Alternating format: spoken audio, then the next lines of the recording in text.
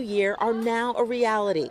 The nation setting a new record this week of more than 4,000 deaths in just one day. تفشي فيروس كورونا في مجتمعاتنا، لذلك من الضروري أن تفهم الجالية العربية ماذا يحدث. More than 5,000 patients in intensive care, France is already above normal saturation level. In this small Paris unit today, all 9 life support beds were full. Saudara, berbagai varian baru virus corona telah masuk ke Indonesia. Untuk itu, semua pihak diminta lebih waspada. Karena beberapa varian baru virus corona memiliki kemampuan menular lebih cepat. Dari hasil evaluasi, ada 54 kasus mutasi yang baru terjadi di Indonesia.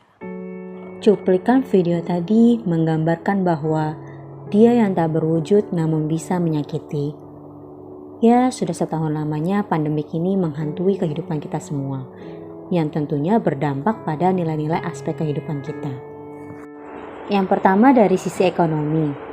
Terhambatnya aktivitas perekonomian secara otomatis membuat pelaku usaha melakukan efisiensi untuk menekan kerugian. Akibatnya banyak para pekerja yang dirumahkan atau bahkan diberhentikan, yaitu PHK, sehingga menyebabkan perputaran ekonomi menjadi lambat.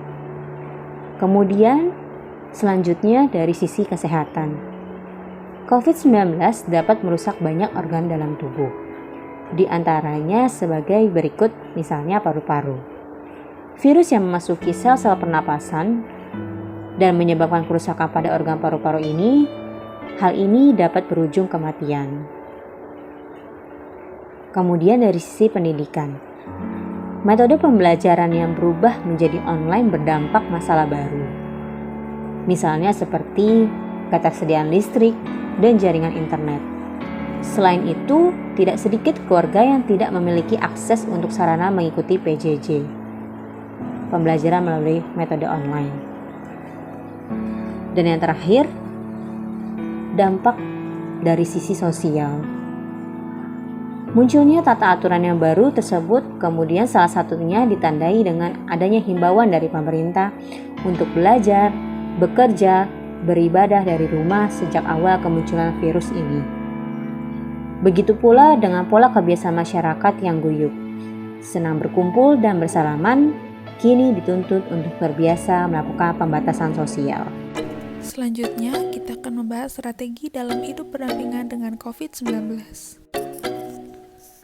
Vaksin telah ditemukan dan didistribusikan sepenuhnya dan tujuan nasional berfokus untuk mulai mengembangkan ekonomi. Terdapat beberapa kebijakan yang dapat dijalankan. Kebijakan yang dilakukan oleh pemerintah pada situasi seperti ini perlu lebih berfokus pada tujuan jangka panjang.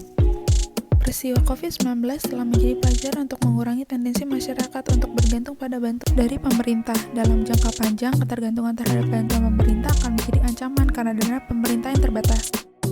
Kebijakan yang dapat dilakukan yang pertama adalah strategi ekonomi. Salah satu kebijakan yang dapat diberikan adalah berupa pembinaan UMKM dan juga pelatihan bagi UMKM.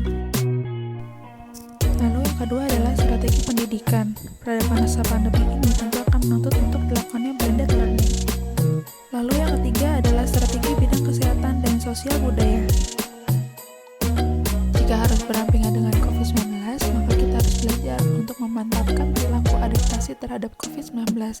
Contoh dari perilaku tersebut adalah dengan budaya 5M dan juga mengkonsumsi vitamin serta makanan-makanan bergizi.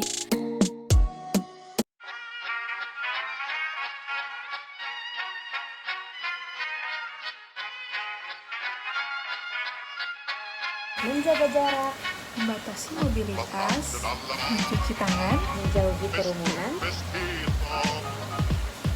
dan